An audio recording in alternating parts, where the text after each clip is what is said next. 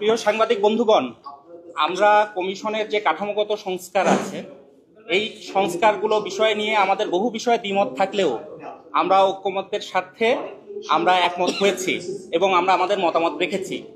আমরা যখন সংবিধানের মূলনীতি সম্পর্কিত আলোচনা এসেছে সেই মূলনীতির সাথে সাম্য, মানবিক মর্যাদা, সামাজিক সুবিচার, ধর্মীয় স্বাধীনতা ও সম্প্রীতি এটা যুক্ত করার ব্যাপারেও আমরা একমত ছিলাম। কিন্তু আমরা বলেছিলাম যে এই বিদ্যমান যে মূলনীতি সেই বিদ্যমান মূলনীতি বহাল রেখে এই বিষয়গুলো যুক্ত করতে হবে। কারণ আমরা যে মূলনীতির বিষয়ে আলোচনা করছি সেটা শুধুমাত্র আমাদের চাওয়ার ব্যাপার না, এটার সাথে পাকিস্তানি প্রায় উপনিবেশিক যে শাসন তার বিরুদ্ধে যে 23 বছর বাংলাদেশের জনগণ লড়াই করেছে এবং আমাদের মহান মুক্তিযুদ্ধ, এই পুরো ইতিহাসটা যুক্ত।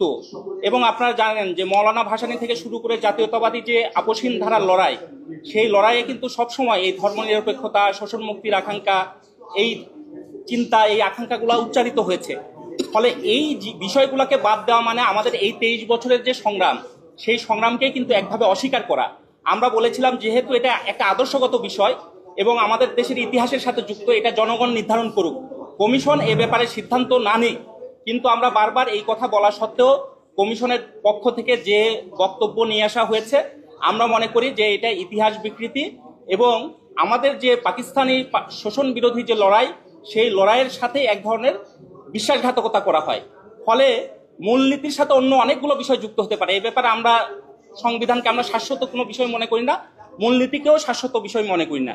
কিন্তু যেভাবে এই মূলনীতিগুলো বাদ দেওয়া হচ্ছে, আমরা মনে করি যে একসময় এটা বাদ দেওয়া হচ্ছে পুরো মুক্তিযুদ্ধকে আওয়ামী লীগের সম্পত্তি, মুজিববাদ, এই কথাগুলো বলে এই মূলনীতিকে বাদ দেওয়া হচ্ছে। আমরা কিন্তু এটাকে মুজিববাদ মনে করি না, এটাকে শুধুমাত্র মুক্তিযুদ্ধকে আওয়ামী লীগের সম্পত্তি মনে করি না। আমরা মনে করি যে বাংলাদেশের জনগণ যে 23 বছর লড়াই করেছে সেই আকাঙ্ক্ষার প্রতিফলন নানানভাবে কিন্তু এই মূলনীতিতে প্রতিফলিত হয়েছে।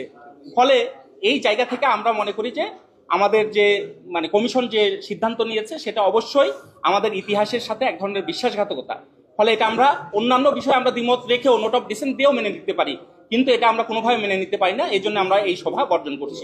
আজকে একটা সংগঠন বললো যে আদিবাসী শব্দটা রাখা যাবে না। হ্যাঁ, সেই এখন এই বিষয়টা নিয়ে ডিবেট করে আমরা এখানে একমত হতে পারবো না। জামাতের সাথে 71 প্রশ্নে আমরা একমত হতে পারবো না, এটা তো একটা বাস্তব ব্যাপার।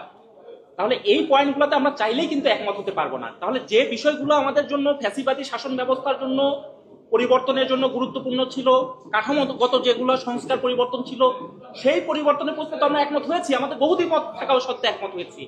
কিন্তু অনেক প্রশ্ন আছে, এটা আপনারা বুঝেন, আমরা চাইলেই কিন্তু একমত হতে পারবো না। তাহলে সেইগুলাতে যদি আমাদেরকে জোর করে চাপিয়ে দেওয়া হয় তাহলে তো সেটা আমরা মানতে পারবো না, এটা আবার বোঝা দরকার।